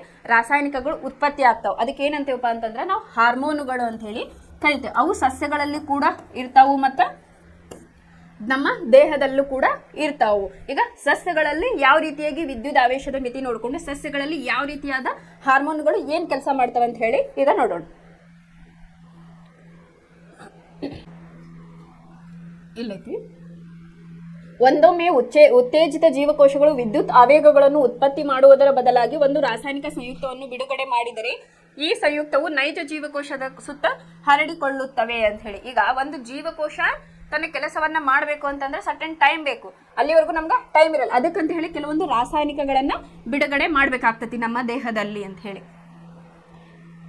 ಒಂದು ವೇಳೆ ಸುತ್ತ ಇರುವ ಇತರ ಜೀವಕೋಶಗಳು ತಮ್ಮ ಮೇಲ್ಮೈಯಲ್ಲಿರುವ ವಿಶೇಷವಾದ ಅಣುಗಳನ್ನು ಬಳಸಿ ಈ ಸಂಯುಕ್ತವನ್ನು ಗುರುತಿಸುವ ವಿಧಾನವನ್ನು ಹೊಂದಿದ್ದರೆ ಅವುಗಳಿಗೆ ಮಾಹಿತಿಯನ್ನು ಗುರುತಿಸಲು ಮತ್ತು ಅವುಗಳನ್ನು ಪ್ರಸರಣ ಮಾಡಲು ಸಾಧ್ಯವಾಗುತ್ತಿತ್ತು ಸಹಜವಾಗಿಯೇ ಇದು ಬಹಳ ನಿಧಾನವಾಗುತ್ತದೆ ಆದರೆ ನರಗಳ ಸಂಪರ್ಕಗಳನ್ನು ಲೆಕ್ಕಿಸದೆ ಇದು ದೇಹದ ಎಲ್ಲ ಜೀವಕೋಶಗಳನ್ನು ಸಮರ್ಪಕವಾಗಿ ತಲುಪುತ್ತದೆ ಅಂತ ಹೇಳಿ ಅಂದ್ರೆ ಈ ಒಂದು ಅಪಾಯ ಐತಿ ಅಂತಂದ್ರೆ ಈಗ ನಾವು ನಿನ್ನೆ ನೋಡಿದ್ವಿ ಒಂದೇನಾರು ನಮ್ಗೆ ಸೊಳ್ಳೆ ಕಚ್ಚತಪ್ಪ ಅಥವಾ ನನಗೇನೋ ಸುಡ್ತಂದ್ರೆ ನಾವು ಇಮಿಡಿಯೇಟ್ ರಿಯಾಕ್ಷನ್ ಮಾಡ್ತೇವೆ ಹೌದಾ ಈಗ ಅದೇ ರೀತಿಯಾಗಿ ಒಂದು ಅಪಾಯಕಾರಿ ವಸ್ತು ಈಗ ಬೈಸಿಕಲ್ ಆಗಿರ್ಬೋದು ಏನೋ ಹೊಡಿಬೇಕು ಅಂತಂದ್ರೆ ನಾವು ಅಲ್ಲೇನೋ ನಮ್ಗೆ ಮುಂದೆ ಅಪಾಯ ಒದಗಿಸ್ತಾ ಅಂದ್ರೆ ನಾವು ಅಲ್ಲಿಂದ ತಪ್ಪಿಸ್ಕೋಬೇಕು ಅದಕ್ಕೆ ಏನ್ ಮಾಡ್ಬೇಕು ಸಟ್ಟ ನಮ್ಗೆ ರಾಸಾಯನಿಕಗಳು ದೇಹದಲ್ಲಿ ಉತ್ಪತ್ತಿ ಆಗ್ಬೇಕು ಅಂತ ಹೇಳಿ ಆದರೆ ನರಗಳ ಸಂಪರ್ಕಗಳನ್ನು ಲೆಕ್ಕಿಸದೆ ಇದು ದೇಹದ ಎಲ್ಲ ಜೀವಕೋಶಗಳನ್ನು ಸಮರ್ಥವಾಗಿ ತಲುಪುತ್ತದೆ ಮತ್ತು ಇದನ್ನು ಸ್ಥಿರವಾಗಿ ಹಾಗೂ ನಿರಂತರವಾಗಿ ಮಾಡಬಹುದಾಗಿದೆ ಬಹುಕೋಶೀಯ ಜೀವಿಗಳಂತ ನಿಯಂತ್ರಣ ಮತ್ತು ಸಹಭಾಗಿತ್ವಕ್ಕಾಗಿ ಬಳಸಲ್ಪಡುವ ಈ ಸಂಯುಕ್ತಗಳು ಅಥವಾ ಹಾರ್ಮೋನುಗಳು ನಾವು ನಿರೀಕ್ಷಿಸಬಹುದಾದಂತೆ ವೈವಿಧ್ಯಮಯವಾಗಿವೆ ವಿಭಿನ್ನ ಸಸ್ಯ ಹಾರ್ಮೋನ್ಗಳ ಬೆಳವಣಿಗೆ ಅಭಿವರ್ಧನೆ ಮತ್ತು ಪರಿಸರಕ್ಕೆ ಪ್ರತಿಕ್ರಿಯಿಸುವಿಕೆಗಳನ್ನು ಸಮನ್ವಯಗೊಳಿಸಲು ಸಹಾಯ ಮಾಡುತ್ತವೆ ಅವು ತಮ್ಮ ಕ್ರಿಯೆ ನಡೆಸುವ ಸ್ಥಳಗಳಿಂದ ದೂರದಲ್ಲಿ ಸಂಶ್ಲೇಷಿಸಲ್ಪಡುತ್ತವೆ ಮತ್ತು ಕಾರ್ಯನಿರ್ವಹಿಸುವ ಸ್ಥಳಕ್ಕೆ ವಿಸರಣೆಗೊಳ್ಳುತ್ತವೆ ಅಂತ ಹೇಳಿ ಈಗೇನಪ್ಪ ಕೆಲವೊಂದು ರಾಸಾಯನಿಕಗಳು ಇಲ್ಲಿ ಬಿಡುಗಡೆ ಆಗಬೇಕು ಅದು ಸಸ್ಯಗಳೆಲ್ಲ ಆಗಿರ್ಬೋದು ಮಾನವನಲ್ಲಿ ಕೂಡ ಇಲ್ಲಿ ಆಗಿರ್ಬೋದು ಅಂತ ಹೇಳಿ ಹೇಳಿದ್ದಾರೆ ಇನ್ನು ಫಸ್ಟಿಗೆ ಸಸ್ಯಗಳಲ್ಲಿ ಯಾವ ರೀತಿಯಾಗಿ ಹಾರ್ಮೋನ್ಗಳು ಬಿಡುಗಡೆ ಆಗ್ತಾವೋ ಅದರ ಕೆಲಸವನ್ನ ತಿಳ್ಕೊಂಡು ನಾವು ಮಾನವನಲ್ಲಿ ಹಾರ್ಮೋನ್ಗಳ ಬಗ್ಗೆ ತಿಳ್ಕೊಳ್ಳೋಣ ಫಸ್ಟ್ ಸಸ್ಯಗಳಲ್ಲಿ ಏನಾಗಿರ್ತಪ್ಪ ಅಂತಂದ್ರೆ 4 ರೀತಿಯ ಹಾರ್ಮೋನ್ಸ್ಗಳನ್ನ ನಾವಿಲ್ಲಿ ನೋಡ್ತೇವೆ ಅವು ಯಾವ್ಯಾವ ಅಂತಂದ್ರೆ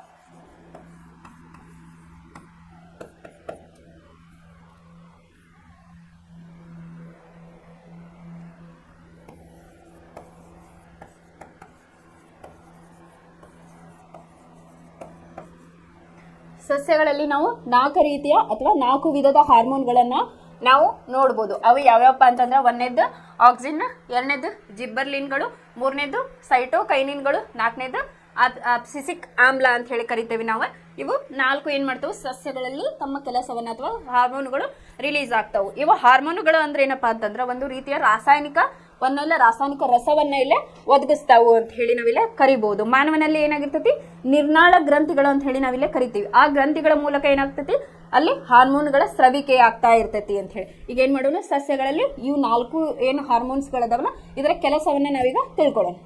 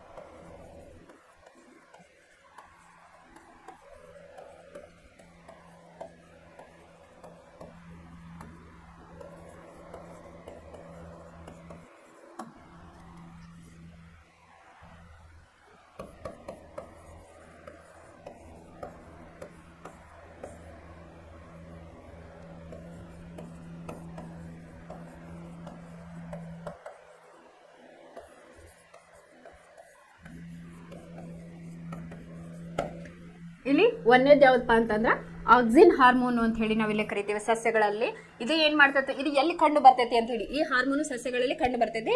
ಒಂದೇದು ಯಾವುದು, ಆಕ್ಸಿನ್. ಸಸ್ಯದ ಚಿಗುರಿನ ಭಾಗದಲ್ಲಿ, ಏನಿದು ಸಸ್ಯದ ಚಿಗುರಿನ ಭಾಗದಲ್ಲಿ ಮತ್ತೆ ಬೇರಿನ ತುದಿಯಲ್ಲಿ ಇದು ಕಂಡು ಬರ್ತೈತಿ ಅಂತ ಹೇಳಿ ನಾವಿಲ್ಲಿ ಹೇಳ್ಬೋದು. ಆಕ್ಸಿನ್ ಎಲ್ಲ ಸಸ್ಯದ ಚಿಗುರಿನ ಭಾಗ ಅಥವಾ ಬೇರಿನ ತುದಿಯ ಭಾಗದಲ್ಲಿ ಇದು ಕಂಡು ಬರ್ತೈತಿ ಅಂತ ಹೇಳಿ. ಆಮೇಲೆ ಇದ್ರದ್ದು ಇನ್ನೊಂದು ವಿಶೇಷತೆ ಅಂತಂದ್ರೇನು, ಈಗ ಚಿಗುರು ಅಂತಂದ್ರೇನು, ಇಲ್ಲೇ ವಿದ್ಯುತ್ ದ್ವಿತೀಯಾನುವರ್ತನೆ ಅಂತ ಹೇಳಿ ನಾವೇನ್ ಕರೆದ್ವಲ್ಲ, ದ್ವಿತೀಯಾನುವರ್ತನೆ ಇಲ್ಲೇ ಆಗ್ತದೆ. ಇಲ್ಲೇ ನೋಡ್ರಿ, ಬೆಳಕಿನ ಕಡೆಗೆ ತನ್ನ ಪ್ರತಿವರ್ತನೆಯನ್ನ ಇಲ್ಲಿ ತೋರಿಸ್ತಿರ್ತದೆ. ಅಲ್ಲಿ ನಾವು ದ್ವಿತೀಯಾನು ಒಳಗೆ 2 ರೀತಿ ನೋಡಿದ್ವಿ. ಯಾವ್ದಾವ್ದು, ಧನಾತ್ಮಕ ದ್ವಿತೀಯಾನುವರ್ತನೆ, ಇನ್ನೊಂದು ಋಣಾತ್ಮಕ ದ್ವಿತೀಯಾನುವರ್ತನೆ ಅಂತ ಹೇಳಿ ನೋಡಿದ್ವಿ. ಆ ಪ್ರತಿಕ್ರಿಯೆ ಎಲ್ಲಾಗ್ತದಪ್ಪ ಅಂತಂದ್ರೆ ಆಕ್ಸಿನ್ ಒಂದು ಇಲ್ಲಿ ರಾಸಾಯನಿಕವನ್ನ ಬಿಡ್ತೈತಿ ಅಂತ ಹೇಳಿ. ಯಾವ ರೀತಿಯಾಗಿ ಅಂತಂದ್ರೆ, ಸಸ್ಯದ ಚಿಗುರನ್ನ ನಾವೇನೋ ತಗೋಬಹುದಿಲ್ಲ, ಧನಾತ್ಮಕ ದ್ವಿತೀಯಾನುವರ್ತನೆ ಅಂತ ಹೇಳಿ ತಗೋಬಹುದು.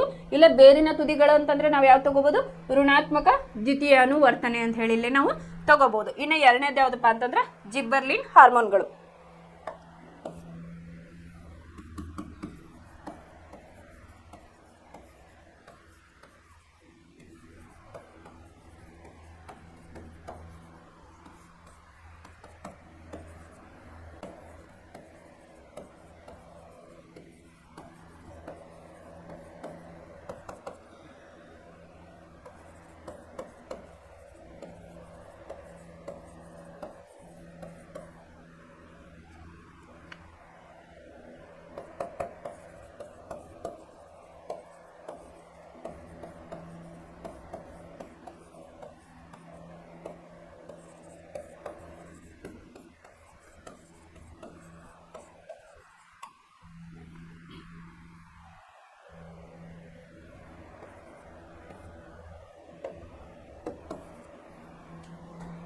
ಎರಡನೇದು ಯಾವ್ದಪ್ಪ ಅಂತಂದ್ರೆ ಜಿಬ್ಬರ್ಲಿನ್ ಹಾರ್ಮೋನ್ ಅಂತ ಹೇಳಿ ನಾವು ಇಲ್ಲಿ ಕರಿತೀವಿ. ಇದು ಎದಕ್ಕೆ ಹೆಲ್ಪ್ ಮಾಡ್ತದಪ್ಪ ಅಂತಂದ್ರೆ ಸಸ್ಯದ ಒಂದು ಅಡ್ಡ ಬೆಳವಣಿಗೆಗೆ ಇದು ಕಾರಣವಾದಂತ ಹಾರ್ಮೋನ್. ಎಕ್ಸಾಂಪಲ್ ಯಾವುದು, ಕಾಂಡ ಹೆಂಗ್ ಬೆಳಿತಿರ್ತೈತಿ, ಸಸ್ಯದ ಈ ರೀತಿಯಾಗಿ ಅಗಲವಾಗಿ ಬೆಳಿತಾ ಇರ್ತೈತಿ. ಅದಕ್ಕೆ ಕಾರಣ ಯಾವ್ದಪ್ಪ ಅಂತಂದ್ರೆ ಜಿಬ್ಬರ್ಲಿನ್ ಹಾರ್ಮೋನ್ ಅಂತ ಹೇಳಿ ನಾವು ಇಲ್ಲಿ ಕರಿಬಹುದು. ಮತ್ತೆಲ್ಲ ಕಾಂಡದ ಬೆಳವಣಿಗೆಗೂ ಕೂಡ ಇದು ಹಾರ್ಮೋನು ಹೆಲ್ಪ್ ಮಾಡ್ತೈತಿ ಅಂತ ಹೇಳಿ. ಆಮೇಲೆ ಇನ್ನೊಂದು ಎಕ್ಸಾಂಪಲ್ ಯಾವ್ದು ತಗೋಬಹುದು ನೀವು, ಇಲ್ಲಿ ಕಾಂಡ ಮತ್ತೆ ಹೂಗಳನ್ನ ನೋಡಿದ್ರಲ್ಲ, ಅಗಲವಾಗಿ ಇರ್ತಾವ. ಇದೇನು ಅಡ್ಡ ಬೆಳವಣಿಗೆಯನ್ನ ಇದು ಉಂಟು ಮಾಡ್ತೈತಿ. ಹೂಗಳು ಕೂಡ ಏನಾಗಿರ್ತಾವ, ಅರಳಿರ್ತಾವುದು, ಅಗಲ ರೂಪದಲ್ಲಿ ಇರ್ತಾವ. ಇವನ್ ಇದು ಬೆಳವಣಿಗೆ ಅಂತಂದ್ರೆ, ಈಗ ನಾ ಹೇಳಿದೆ, ಈಗ ಮಾವಿನ ಮರ ಅಂತಂದ್ರೆ ಸರ್ಟೆನ್ ಲಿಮಿಟ್ ತನ ಅದು ಬೆಳಿತೈತಿ. ಈಗ ಬಟ್ಲುವಿನ ಗಿಡ ಏನಾಗಿರ್ತೈತಿ, ಅದು ಒಂದು ಸಣ್ಣ ಸಸ್ಯ, ಅದಕ್ಕೊಂದು ಲಿಮಿಟೇಷನ್ಸ್ ಅಂತ ಇರ್ತೈತಿ. ಈಗ ಅದೇ ರೀತಿಯಾಗಿ ಬಿದಿರಿನ ಗಿಡ ನೋಡ್ಬೋದು, ನೀಲಗಿರಿ, ಅದರದೇ ಆದಂತ ಒಂದು ಲಿಮಿಟೇಷನ್ಸ್ ತನ ಅಲ್ಲಿ ಬೆಳಿತಿರ್ತೈತಿ. ಅದಕ್ಕೆ ಕಾರಣವಾದ ಹಾರ್ಮೋನ್ ಯಾವ್ದಿಲ್ಲ, ಜಿಬ್ಬರ್ಲಿನ್ ಹಾರ್ಮೋನ್ ಅಂತ ಹೇಳಿ ನಾವಿಲ್ಲಿ ಕರಿಬಹುದು. ಇದು ಏನಪ್ಪಾ ಜಿಬ್ಬರ್ಲಿನ್ ಹಾರ್ಮೋನ್ ಕೆಲಸ ಅಂತಂದ್ರೆ, ಇದು ಸಸ್ಯದ ಅಡ್ಡ ಬೆಳವಣಿಗೆಯನ್ನು ಉಂಟು ಮಾಡ್ತೈತಿ. ಕಾಂಡದ ಬೆಳವಣಿಗೆಗೆ ಕಾರಣ ಯಾವುದು, ಜಿಬ್ಬರ್ಲಿನ್ ಹಾರ್ಮೋನು. ಮತ್ತು ಇದು ಎಲ್ಲಿ ಕಂಡು ಬರ್ತೈತಪ್ಪ ಅಂತಂದ್ರೆ ಕಾಂಡ ಮತ್ತು ಹೂಗಳಲ್ಲಿ ಕಂಡು ಬರ್ತೈತಿ ಅಂತ ಹೇಳಿ ನಾವಿಲ್ಲಿ ಬರಿಬಹುದು. ಇನ್ನು ಮೂರನೇದು ಸೈಟೋಕೈನಿನ್. ಈ ಸೈಟೋಕೈನಿನ್ ಏನಪ್ಪಾ ಅಂದ್ರೆ ಜೀವಕೋಶದ ಒಂದು ವಿಭಜನೆಗೆ ಇದು ಸಹಾಯವನ್ನ ಮಾಡ್ತೈತಿ. ಮೂರನೇದು ಯಾವುದು,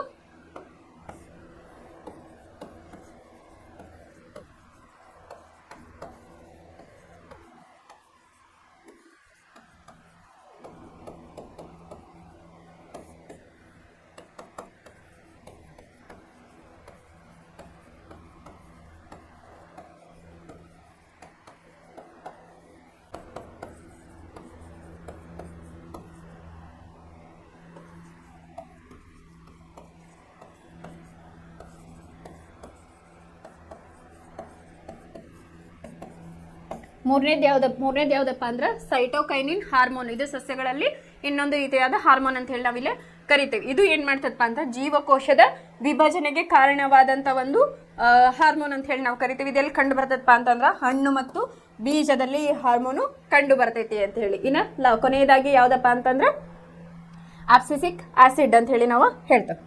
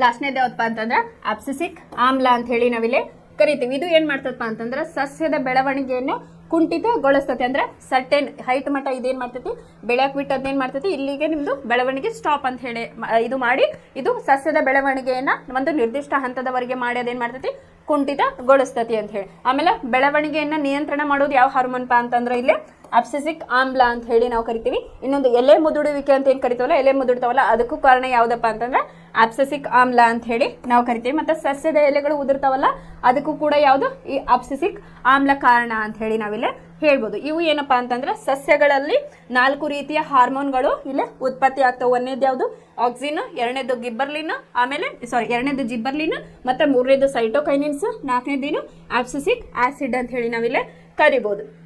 ಈ ಆಕ್ಸಿನ್ ಏನಪ್ಪಾ ಅಂತಂದ್ರೆ ಇದು ಸಸ್ಯದ ಚಿಗುರಿನಲ್ಲಿ ಕಂಡು ಬರ್ತೈತಿ, ಮತ್ತೆ ಬೇರುಗಳ ತುದಿಯಲ್ಲಿ ಕಂಡು ಬರ್ತೈತಿ. ಇದು ಏನಪ್ಪಾ ಅಂತಂದ್ರೆ ದ್ವಿತೀಯಾನುವರ್ತನೆಯನ್ನ ಇಲ್ಲಿ ಒಳಗೊಂಡಿರ್ತೈತಿ ಅಂತ ಹೇಳಿ. ಇನ್ನು ಜಿಬ್ಬರ್ಲಿನ್ಗಳು ಏನ್ ಮಾಡ್ತಾವಪ್ಪ ಅಂತಂದ್ರೆ ಕಾಂಡದ ಬೆಳವಣಿಗೆಗೆ ಇದು ಸಹಾಯವನ್ನ ಮಾಡ್ತಾವ ಅಂತ ಹೇಳಿ. ಅಂದ್ರೆ ಕಾಂಡದ ಬೆಳವಣಿಗೆ ಅಡ್ಡ ಬೆಳೆಯಲು ಇದು ಹೆಲ್ಪ್ ಮಾಡ್ತೈತಿ ಅಂತ ಹೇಳಿ ನಾವಿಲ್ಲ ಕಲಿತ್ವಿ.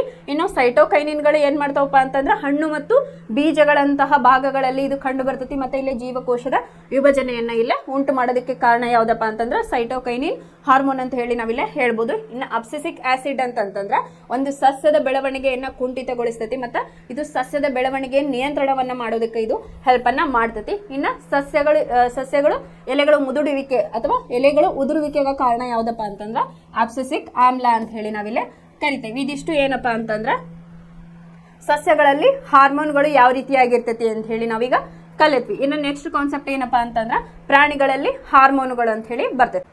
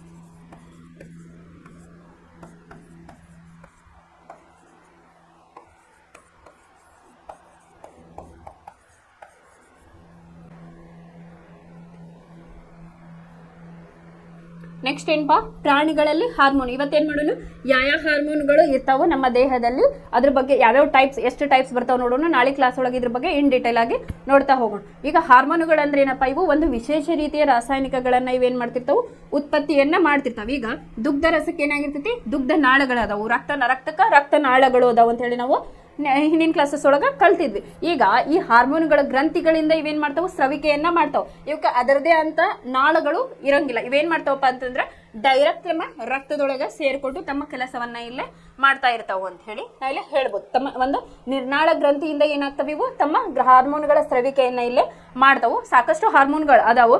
ಅದ್ರ ಒಳಗೆ ನಾವಿಲ್ಲಿ 5 ಹಾರ್ಮೋನ್ಗಳನ್ನ ಈ ಚಾಪ್ಟರ್ ಅಲ್ಲಿ ಕಲಿತೀವಿ. ಇನ್ನೂ ಒಂದು ಚಾಪ್ಟರ್ ಬರ್ತೈತಿ, ಅಲ್ಲಿ ಸಂತಾನೋತ್ಪತ್ತಿ ಕ್ರಿಯೆ ಅಂತ ಹೇಳಿ ಬರ್ತೈತಿ. ಅವಾಗ ನಾವು ಇದ್ರ ಬಗ್ಗೆ ಇನ್ ಡೀಟೇಲ್ ಆಗಿ ಕಲಿಬಹುದು. ಇದು ಜಸ್ಟ್ ನಿಮ್ಗೆ 5 ಹಾರ್ಮೋನ್ಗಳ ಬಗ್ಗೆ ಇಲ್ಲೇ ಹೇಳಿದಾರ. ಇಲ್ಲೇ ಹಾರ್ಮೋನ್ಗಳಲ್ಲಿ ಎಷ್ಟು ಹೇಳಿದಾರಪ್ಪ ಅಂತಂದ್ರೆ 5 ರೀತಿಯ ಹಾರ್ಮೋನ್ಗಳನ್ನ ಹೇಳಿದಾರ. ಅವು ಯಾವ್ಯಾವಪ್ಪ ಅಂತಂದ್ರ, ಹಾರ್ಮೋನ್ಗಳಲ್ಲಿ 5 ವಿಧಗಳಲ್ಲ ಇವು,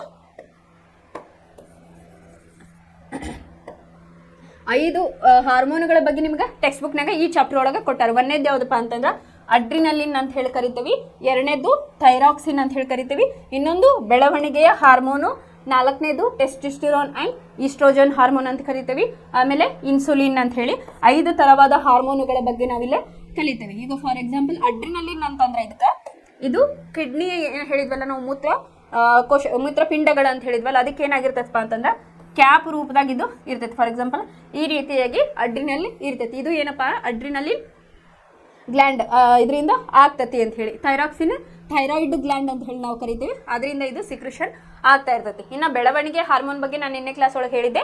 ಬ್ರೈನ್ ಒಳಗೆ ಒಂದು ಸಣ್ಣದ ಪಿಟ್ಯೂಟರಿ ಗ್ಲ್ಯಾಂಡ್ ಅಥವಾ ಪಿಟ್ಯೂಟರಿ ಗ್ರಂಥಿ ಅಂತ ಹೇಳಿ ನಾ ಇದ್ರ ಬಗ್ಗೆ ಹೇಳಿದೆ. ಅದು ಬೆಳವಣಿಗೆಯನ್ನು ಯಾವ ರೀತಿಯಾಗಿ ಮಾಡ್ತೈತಿ ಅಂತ ಹೇಳಿ ನಾವು ನೋಡೋಣ. ಆಮೇಲೆ 4ನೇದು ಟೆಸ್ಟಿಸ್ಟಿರೋನ್ ಆ್ಯಂಡ್ ಈಸ್ಟ್ರೋಜನ್ ಹಾರ್ಮೋನ್ ಅಂತ ಹೇಳಿ. ಟೆಸ್ಟಿಸ್ಟಿರೋನ್ ಗಂಡು ಮಕ್ಕಳಲ್ಲಿ ಇರ್ತಕ್ಕಂಥದ್ದು ಮತ್ತು ಈಸ್ಟ್ರೋಜನ್ ಹೆಣ್ಣು ಮಕ್ಕಳಲ್ಲಿ ಇರ್ತಕ್ಕಂಥದ್ದು. ಇದು ಯಾವ ರೀತಿಯಾಗಿ ಕೆಲಸ ಮಾಡ್ತೈತಿ ಅಂತ ಹೇಳಿ ನಾವು ನೋಡೋಣ. ಆಮೇಲೆ 4ನೇದು ಯಾವುದಪ್ಪ ಅಂತಂದ್ರೆ ಇನ್ಸುಲಿನ್ ಬಗ್ಗೆ ನಿಮ್ಗೆ ಈಗ ಆಲ್ರೆಡಿ ಫೆಮಿಲಿಯರ್ ಐತಿ. ಏನಂತಂದ್ರೆ ಡಯಾಬಿಟಿಕ್, ಇಲ್ಲಿ ಯಾವ ರೀತಿಯಾಗಿ ಇದು ಮೇದೋಜೀರಕ ಗ್ರಂಥಿ ಅಂತ ಹೇಳಿ ಬರ್ತೈತಿ, ಅಲ್ಲಿಂದ ಇದು ಸ್ರವಿಕೆ ಆಗ್ತೈತಿ. ಈ ಹಾರ್ಮೋನ್ಗಳು ಏನೇನು ಮಾಡ್ತಾವೆ ನಮ್ಮ ದೇಹದಲ್ಲಿ ಕೆಲಸವನ್ನ ನಾಳೆ ಕ್ಲಾಸ್ ಒಳಗೆ ಇದ್ರ ಬಗ್ಗೆ ನಾವು ಇನ್ ಡೀಟೇಲ್ ಆಗಿ ತಿಳ್ಕೊಂಡು ಈ ಚಾಪ್ಟರ್ ಬಗ್ಗೆ ಒಂದು ಸ್ವಲ್ಪ ರಿವೈಸ್ನ ನಾಳೆ ಕ್ಲಾಸ್ ಒಳಗೆ ನಾವು ಮಾಡೋಣ. ಧನ್ಯವಾದಗಳು.